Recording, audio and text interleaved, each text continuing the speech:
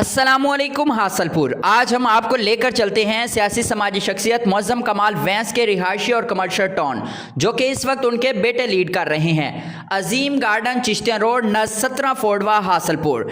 ये हासलपुर का वाहिद रिहायशी और कमर्शियल टाउन है जो कि व्यूअर्स सबसे पहले रजिस्ट्री और फौरी तौर पर कब्जा देता है। इस अजीम गार्डन की कुछ मुनफरिद खसूसियात जो कि मैं आपको बताने जा रहा हूँ, इसके बाद आप यहाँ पर कमर्शियल और रिहायशी प्लाट्स खरीदने के लिए बिल्कुल तशरीफ़ लेके आ सकते हैं। व्यूअर, यहाँ पर बहुत बड़ी मस्जिद बनने जा रही है। इसके अलावा फिल्ट्रेशन प्लांट, 50 फीट रोड, सायेदार दरख्त, road light, camera security system, 64 meter park जो कि बहुत बड़ी पार्क है, 4 कनाल ग्रैंड कमर्शियल फ्रंट दोनों साइड्स पर। गार्डन के एंट्रेंस पॉइंट पर 2 कनाल का फूड स्ट्रीट्स भी बनने जा रहा है।